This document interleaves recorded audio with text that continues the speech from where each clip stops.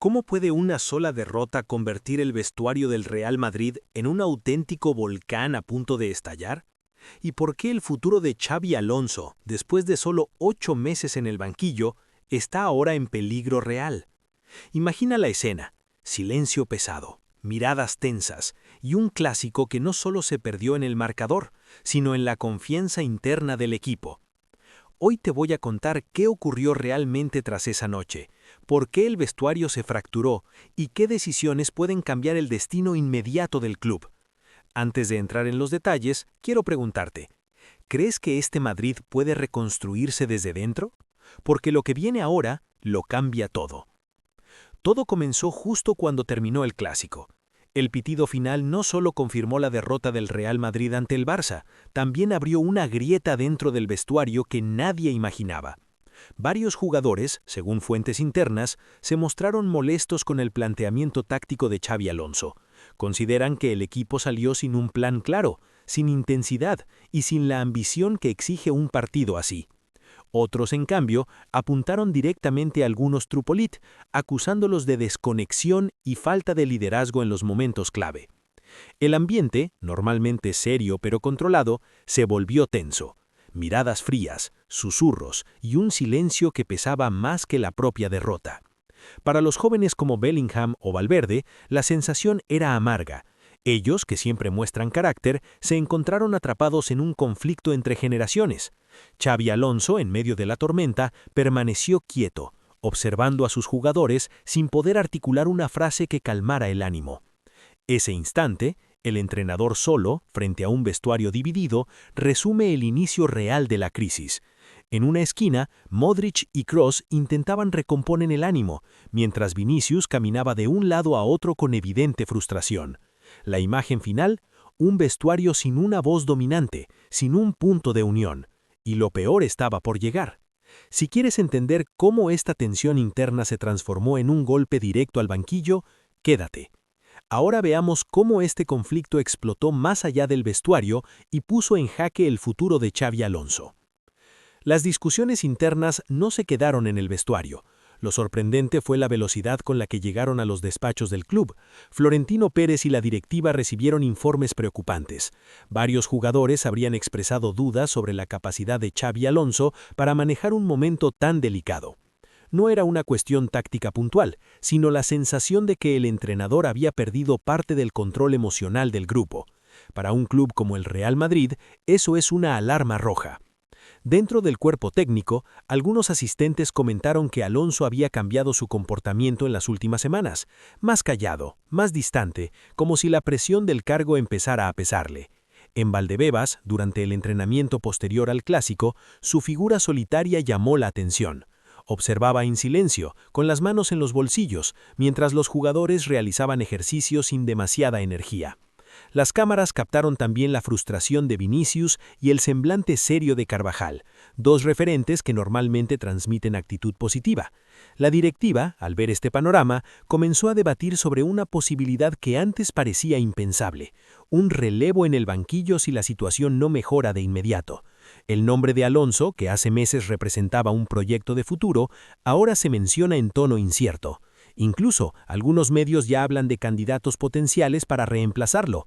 Carvajal y Nacho, conscientes del riesgo, han intentado actuar como puentes para evitar que la fractura crezca, pero la sensación general es que el vestuario camina sobre hielo delgado, y un paso más en falso podría romperlo. Lo más impactante, sin embargo, es lo que vino después: una nueva grieta que nadie esperaba. Déjame mostrarte el punto exacto en el que la crisis alcanzó su máximo nivel. Pasemos ahora a la parte más delicada de toda esta historia. El vestuario del Real Madrid ya no respira como antes, y eso se refleja en cada minuto de entrenamiento. La tensión acumulada tras el clásico no se disipó. Al contrario, comenzó a filtrarse en la dinámica diaria del equipo. Los ejercicios que antes fluían con naturalidad ahora se sienten forzados, sin conexión. La defensa trabaja en silencio, el mediocampo evita mirarse demasiado, y la delantera, normalmente expresiva, parece atrapada en una nube de frustración. Según fuentes cercanas, hay dos grupos claramente diferenciados: los veteranos, heridos en su orgullo, y los jóvenes, inquietos, porque sienten que la estructura que debería protegerlos se está desmoronando. Jude Bellingham, uno de los líderes emergentes, ha mostrado señales visibles de desgaste emocional.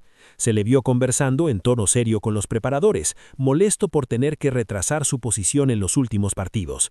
Vinicius, por su parte, protagonizó un momento tenso durante un rondo, golpeando el balón con más fuerza de lo habitual y enfadándose cuando perdió una posesión. Ese gesto, captado por cámaras, encendió aún más la presión mediática. Mientras tanto, la directiva observa todo con creciente preocupación. Florentino Pérez sabe que esta clase de fracturas internas, si no se gestionan rápido, pueden arrastrar toda una temporada. Por eso, según la prensa, han comenzado a considerar seriamente alternativas al banquillo si la situación no mejora en cuestión de días. El nombre de Alonso, que hace meses representaba un proyecto de futuro, ahora se menciona en tono incierto. Incluso, algunos medios ya hablan de candidatos potenciales para reemplazarlo. Carvajal y Nacho, conscientes del riesgo, han intentado actuar como puentes para evitar que la fractura crezca. Pero la sensación general es que el vestuario camina sobre hielo delgado, y un paso más en falso podría romperlo. Lo más impactante, sin embargo, es lo que vino después, una nueva grieta que nadie esperaba. Déjame mostrarte el punto exacto en el que la crisis alcanzó su máximo nivel. Pasemos ahora a la parte más delicada de toda esta historia. El vestuario del Real Madrid ya no respira como antes, y eso se refleja en cada minuto de entrenamiento. La tensión acumulada tras el clásico no se disipó. Al contrario, comenzó a filtrarse en la dinámica diaria del equipo. Los ejercicios que antes fluían con naturalidad ahora se sienten forzados, sin conexión. La defensa trabaja en silencio, el mediocampo evita mirarse demasiado y la delantera, normalmente expresiva, parece atrapada en una nube de frustración. Según fuentes cercanas, hay dos grupos claramente diferenciados, los veteranos, heridos en su orgullo, y los jóvenes, inquietos, porque sienten que la estructura que debería protegerlos se está desmoronando. Jude Bellingham, uno de los líderes emergentes, ha mostrado señales visibles de desgaste emocional. Se le vio conversando en tono serio con los preparadores, molesto por tener que retrasar su posición en los últimos partidos.